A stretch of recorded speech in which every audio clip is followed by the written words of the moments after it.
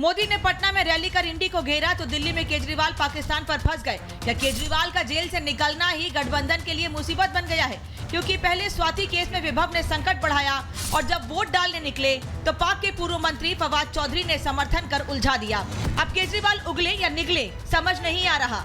हालांकि उन्होंने पीछा छुड़ाने की कोशिश जरूर की, लेकिन बीजेपी के निशाने पर आ गए। भारत के खिलाफ जो विष उगलने वाले, पाकिस्तान में बैठने वाले देश के जो दुश्मन हैं, वो पहले राहुल गांधी को इंडोर्स करते हैं और आज उनको अरविंद केजरीवाल में होप एंड प्रॉस्पेरिटी नजर आती है। मतलब कि आज इंडिया अलायंस का हाथ पूर्ण तरीके से पाकिस्तान के साथ। आखिर ये रिश्ता क्या कहलाता है? पाक से केजरीवाल को समर्थन मिल रहा है, लेकिन उनकी पार्टी को देश में ही सिस्टम पर भरोसा नहीं है। तभी तो मंत्री आतिशी ने एलजी पर दिल्ली में वोटिंग धीमी करवाने का आरोप लगा दिया और दावा किया कि जहां गठबंधन के वोटर भारी संख्या में हैं, वोट डालने में दिक्कत हो, जिस पर एलजी ने पलटवार करके कह दिया, आपने रोने की आदत बना ली है। जहाँ जहाँ इंडिया गठबंधन के स्ट्रॉन्ग होल्ड है, वहाँ पर एलजी साहब ने पुलिस को आदेश दिए हैं कि वहाँ पर वोटिंग को स्लो कराना है, डबल बैरिकेडिंग करवानी है, बैरिकेडिंग को बूथ से दूर करवाना है, बार बार वोटर्स की चेकिंग करनी है कि वोटिंग की स्पीड स्लो हो जाए। देश हित को वोट करने वाले आज मुझे लगता है जो कभी नहीं वोट किया होगा ना, ऐसा जागरण हुआ है, वो भी आज वोट कर रहे हैं। अद्भुत वातावरण है। दिल्ली का दंगल रोचक हो गया है। सेकेंड लास्ट राउंड में ईवीएम पर ठीकरा फोड़ना ममता ने शुरू कर दिया है। क्या इसलिए क्योंकि आज बंगाल की जिन 8 सीटों पर वोटिंग है उनमें 5 बीजेपी के पास है और जो 3 ममता जीती हैं वो भी शिवेंदु के दबदबे वाली हैं। मगर अब शिवेंदु बीजेपी के साथ हैं। क्या इसलिए बंगाल में खेला होने जा रहा है? बंगाल पुलिस उधर बूथ का दरवाजा पे खड़ा होकर वोटिंग करा रहे हैं। टीएमसी का फेवर में और किसका फेवर में? हम जब अंदर चले गए वो उसको पता नहीं चला कि हम आ रहे, तब वो भाग के बाहर गया। कितना निर्लज्ज है ममता बनर्जी और आपका पुलिस। दीदी का गढ़ संकट में है तो योगी ने उत्तर प्रदेश में राहुल अखिलेश की नींदें उड़ा रखी हैं। बाबा ने इस बार 2 लड़कों पर बड़ा हमला बोला है। कांग्रेस और समाजवादी पार्टी का जो गठबंधन है, कहता है चुनाव जीतेंगे तो मिलकर के लूटेंगे और चुनाव हारेंगे तो 4 जून को फिर से टूटेंगे। आप देखना 4 जून को फिर इनकी दोस्ती खंड खंड में विभक्त हो जाएगी। मोदी योगी का आत्मविश्वास छठे चरण में ही 7वें आसमान पर है। मोदी विरोधियों का रुख और ईवीएम पर ठीकरा फोड़ने वाला रुझान तो यही बता रहा है, क्योंकि ये राउंड बीजेपी के सबसे ज्यादा दबदबे वाला है। कांग्रेस सपा आप तो यहाँ 19 में 0 पर थी, यानी राहुल अखिलेश केजरीवाल कोई सीटें नहीं जीत पाए थे। क्या यह रिकॉर्ड रिपीट होगा? इसी पर दिल्ली से आज की महाभारत। मैं आपको बता दूं कि दिल्ली से आज महाभारत कर रही हूं, तो सबसे पहले तो लोगों से ही यहां पर राय पूछूंगी। मेरे साथ मेरे महाभारत में मेहमान जुड़ गए हैं, मैं बता दूं मैं उनके पास आऊंगी, लेकिन पहले जल्दी से आप लोगों से पूछती हूं, आप लोगों ने मतदान किया है, क्या सोच रहे हैं आप? क्योंकि दोनों तरफ से दावे हो रहे हैं। वहां मोदी जी कह रहे हैं, अमित शाह जी कह रहे हैं कि 300 तो क्रॉस कर चुके, 400 क्रॉस करने वाले। यहाँ इंडिया गठबंधन कह रहा है कि हमने 300 पार कर दिया। मैडम 350 पार मोदी करेगा जी। अच्छा, क्यों करेंगे? उनके काम को देख के। अच्छा, उनके काम ऐसे। हाँ। तो बाकी दूसरी तरफ वाले केजरीवाल तो महाकरप्ट आदमी है जी अब तक का। अच्छा, महाकरप्ट सीएम। अच्छा, आप मान रहे हैं कि वो भ्रष्टाचारी मुख्यमंत्री हैं? आपको लग रहा है कि ये कह रहे हैं काम किया है? बिल्कुल, नरेंद्र मोदी जो है भारत के अंदर जितना काम आज तक किसी प्रधानमंत्री ने किया है उससे कहीं ज्यादा काम नरेंद्र मोदी ने किया है, और वो भारत के लिए एक प्रतीक है और एक अवतार के रूप में आए हैं भारत का कल्याण करने के लिए। अच्छा, तो बाकी विपक्ष में इतने चेहरे हैं तो वो क्या कर रहे हैं? छठे चरण का चुनाव हो गया,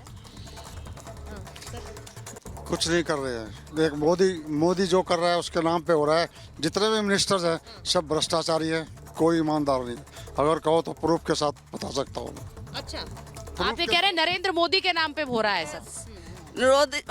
mister Modi is the best. अच्छा, नथिंग इज एल्स।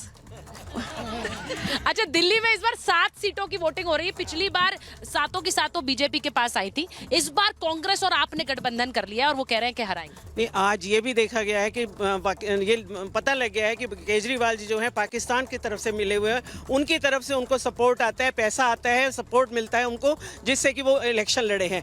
5 चरणों में एक बार भी ये बात सामने नहीं आई जो आज सामने आई इस चरण में, कि यहाँ पर उनको वहाँ से मिलता है, सपोर्ट मिलता है, पैसा आता है, आतंक जिस तरह से वो उनको दिया जाता है, तो वो सब देखकर लगता है कि हमें अपने नेता। कनाडा से भी आ रहा है इसको पूरा, वो जो हमारे इंडिया का दुश्मन है वो पन्नू वो इसको अच्छा, मैं एक बार बता दूं, महाभारत में मेरे साथ बीजेपी के राष्ट्रीय प्रवक्ता प्रेम शुक्ला जी जुड़े हुए हैं, ममता काले जी स्टूडियो में हैं, डॉक्टर आशुतोष वर्मा राष्ट्रीय प्रवक्ता समाजवादी पार्टी हैं, संजीव कौशिक जी आम आदमी पार्टी का पक्ष रखेंगे, अखिल स्वामी जी राजनीतिक विश्लेषक हैं। मैं सबसे पहले संजीव जी एक बार आपके पास आ रही हूँ, प्रेम शुक्ला जी के पास जाऊँ उससे पहले ये बताइए, आप सुन रहे हैं कि जो गूंज पाकिस्तान से उठी वो यहाँ दिल्ली से भी उठ रही है और सब लोग बात कर रहे हैं इस चर्चा की कि वहाँ वाहवाही क्यों हो रही है, पाकिस्तान वाले आपकी वाहवाही क्यों कर रहे हैं भाई? देखिए सुचारता, इधर उधर बातें करने का वक्त चला गया है, अब फकीर को झोला उठा लेना चाहिए। दिल्ली की जनता ने भी तय कर दिया है और देश की जनता ने तो पहले ही तय कर दिया है। सवाल यह है कि कम से कम गिनती गिनना भी सीख ले। कल तक कह रहे थे कि 310 पार कर गए हैं, 58 सीटों के साथ आज कह रहे हैं 400 पार कर गए। कौन सा गणित है भाई? कम से कम शीर्ष पर बैठे हुए लोग इस तरह की तो बातें बहकी ना करें कि लोग कहें कि दिन में ही आप किस तरह की बातें कर रहे हैं। शाम का वक्त होने दीजिए।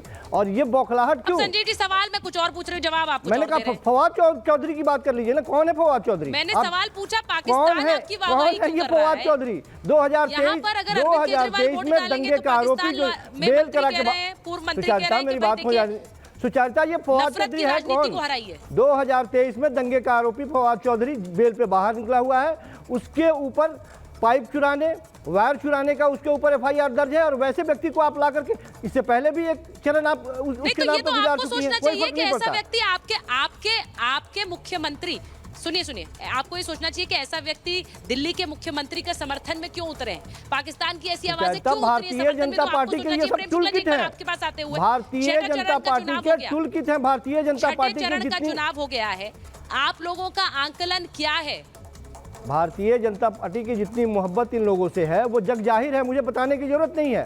फवाद चौधरी कब क्या बोलेंगे, नाम लिया है मैंने, देश के प्रधानमंत्री कब जाएंगे वहां पे? प्रेम शुक्ला जी बोलिए। अच्छा प्रेम शुक्ला जी बोलिए। प्रेम शुक्ला जी देखिए इतना संकट है कि वो बेचारे नाम भी नहीं सुन पा रहे। संजीव कौशिक, हाँ नहीं आवाज नहीं आई। पूरी कांग्रेस पार्टी, इंडी अलायंस के सारे समर्थक, प्रवक्ता सब नहीं। संजीव जी इसी तरह से जैसे आप नहीं सुन पा रहे हैं, वैसे लोग जो हैं फवाद चौधरी की बात तो सुन पा रहे हैं, लेकिन देश की जनता की बात नहीं सुन पा रहे हैं। इसीलिए उनको जो है यहाँ के अपराधियों, दंगाइयों का समर्थन तो लिया ही है, भ्रष्टाचारियों का। वो जो है सीमा पार शत्रु देश के जो भ्रष्टाचारी हैं, वहाँ के जो दंगाई हैं, वहाँ के जिहादियों का भी समर्थन ले रहे हैं।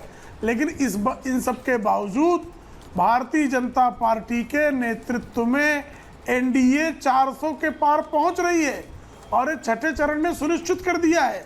जो आप प्रश्न पूछ रहे थे भाई, 310 जो कहा गया वो अकेले भाजपा की सीटों की संख्या थी, लेकिन एनडीए की सीटों की संख्या 400 के पार पहुंचना छठे चरण के मतदान के संकेत ने सुनिश्चित कर दिया है।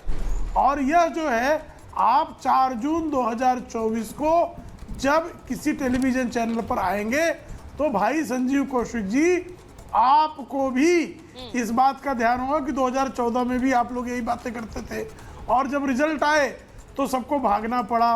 2019 में भी यही बातें करते थे कि भाजपा तो 150-180 के पार नहीं पहुंचेगी। भारतीय जनता पार्टी 300 के पार पहुंची और जो मोदी जी संकल्प लेते हैं